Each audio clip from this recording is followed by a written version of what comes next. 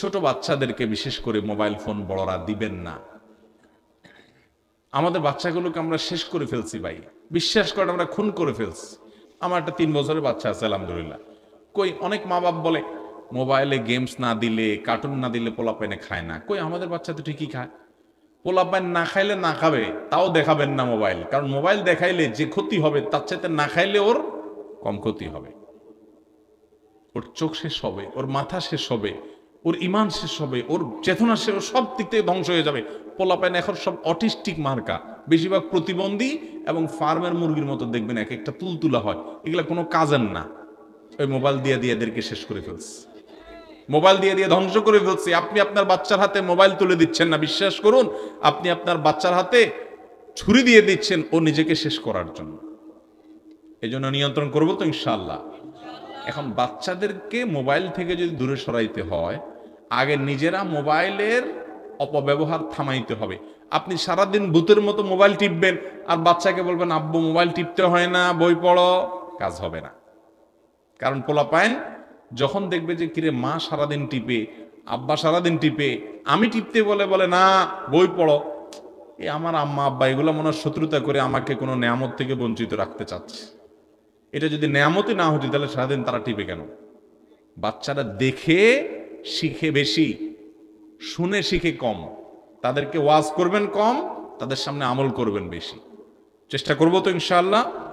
আমারও আল্লাহ তাআলা ছোট বাচ্চা দিয়েছেন, বড় বাচ্চা দিয়েছেন।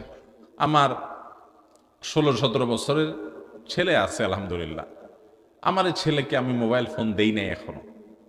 16-17 বছরের ছেলে প্রতিদিন মাদ্রাসায় যায়, ঢাকায় বাসা থেকে আসে। ধরেন কেউ বলল যে ভাই একটা মোবাইল না দিয়ে যদি বিপদে পড়ে কি হবে, ফোন করবে কিভাবে? তো প্রশ্ন হলো যখন মোবাইল ছিল না তখন মানুষ কি করত? কি বলেন? তাহলে বোঝা গেছে যে মোবাইল ছাড়াও মানুষ চাইলে চলতে পারে। ও যদি বিপদে পড়ে, আল্লাহ না করে কোথাও কল দিবে, আর যদি কল দেওয়ার মতো সুযোগ না থাকে তো বিপদ না হয় আসবেই। মোবাইল থাকলে যে বিপদ আসবে না এমন কোনো গ্যারান্টি আছে? তাহলে মোবাইল দিয়া ওর যে বিপদ হবে, মোবাইল না দেওয়ার কারণে যদি বিপদ হয় সেটা তার চাইতে শ্রেয়। আলহামদুলিল্লাহ সে পড়াশোনা করছে, সেও খুব খুশি। আমি তো ছেলেকে বলে দিয়েছি বাবা যখন তোমার মোবাইলকে চালানোর ক্ষমতা আসবে, মোবাইল তোমাকে চালাবে না। মোবাইলে তুমি ডাইরেক্ট হয়ে গেছো ডায়রিয়া রোগীর মতো, সারাদিন দেখতেছো, ঘাটতেছো, ডাইরেক্ট হয়ে গেছে, সারাদিন শুধু আতাও। এই রোগের রোগী হয়ে যাবো তুমি এই বয়সে মোবাইল নিলে। যখন তুমি মোবাইলকে নিয়ন্ত্রণ করতে শিখবা, প্রয়োজনে কথা বলবা, তখন তোমাকে মোবাইল ফোন কিনে দেওয়ানো সব আমি কিনে দিব, সব ব্যবস্থা আমি করে দিব। তুমি এখন পড়াশোনা করো আর আমার প্রতি আস্থা রাখো। আমি একজন বড় লোকের বাসায় একবার গেছি, বাসায় না অফিসে গেছি। বাংলাদেশের প্রথম সারির মানে 1, 2, 3, 4, 5-এর ভিতরে একজন ধনী হলে এরকম একজন ধনী হবে। নাম বললাম না, নাম বললে সবাই চিনবেন। তো তার অফিসে গেছি একটা মিটিংয়ে। প্রসঙ্গত আমার সম্পর্কে এক ভাই পরিচয় করা দিয়েছেন যে হুজুরকে চিনেন কিনা। তুমি বললো না আমি চিনি না। তখন অবাক হয়ে গেছে ওই ভাইটা, কি ওনাকে চিনেন না কেমনে সম্ভব? আপনি এত বড় লোক মানুষ, নিশ্চয়ই সারাদিন আপনি নেট ঘাঁটাঘাঁটি করেন, এই হুজুরে চিনেন না কেমনে হলো? তখন উনি বললো ভাই সরি আমার মোবাইলে ইউটিউব অ্যাপটাই নাই, ফেসবুক ইউটিউব এই অ্যাপগুলো আমার মোবাইলে নাই, এবং এগুলো আমি কখন, আমার কোনো ফেসবুক আইডিও নাই। তখন আমি চিন্তা করলাম এই লোক শত শত কোটি টাকার, হাজার হাজার কোটি টাকার মালিক হয়েছে, দেশের সেরা সৃষ্ট মানে শীর্ষস্থানীয় ব্যবসায়ী যে হয়েছে, এর অন্যতম একটা কারণ হলো এটা যে ফালতু কাজ করার সময় তার নাই।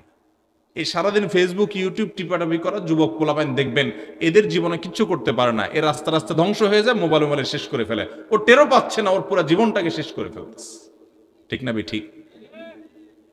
একটা সময় আসবে আপনি মোবাইল ব্যবহার করবেন, নিয়ন্ত্রিত ব্যবহার। আমাদের আরো এক ভাই আছেন, আমি নাম বলবো না, যুবকরা লক্ষ লক্ষ যুবকরা তাকে পছন্দ করে, ভালোবাসে। ইসলামের পথে তিনি এসেছেন, একসময় তিনি মুসলমান ছিলেন না।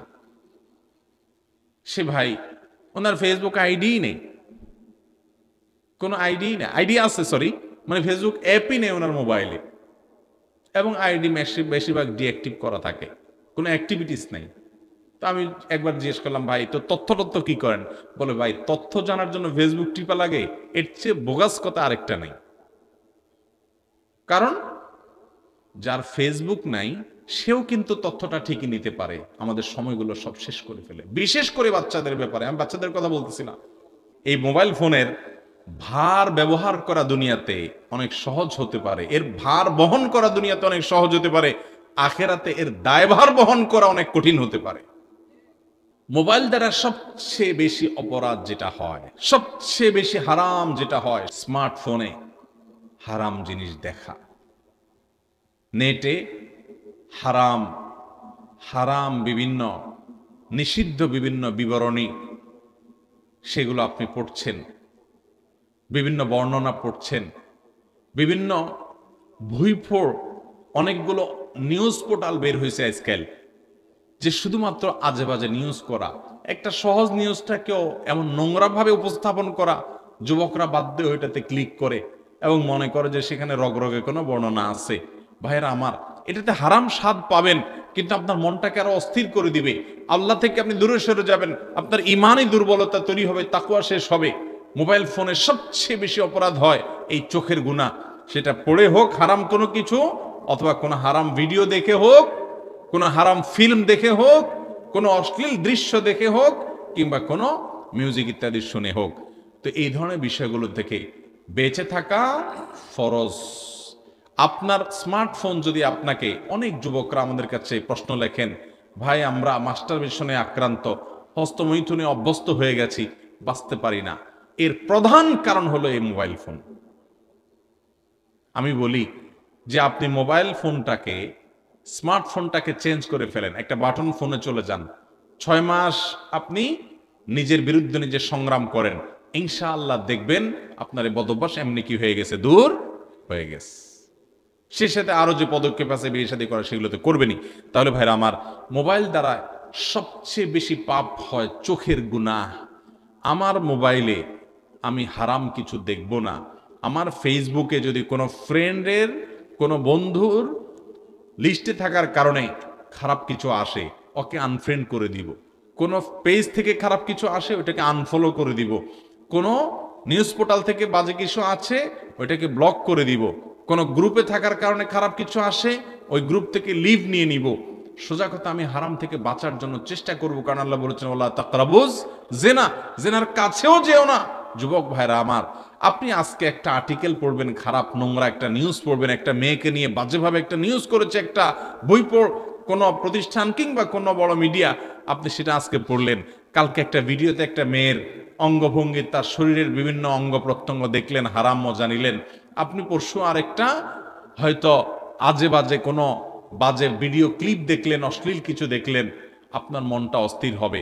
আপনি চোখের জেনা থেকে মনের জেনায় চলে যাবেন, আপনি অনেক জেনায় চলে যাবেন, আপনার বৈবাহিক জীবন ধ্বংস হবে, ঈমান আমল ধ্বংস হবে, আপনি ইবাদতের স্বাদ থেকে বঞ্চিত হয়ে যাবেন।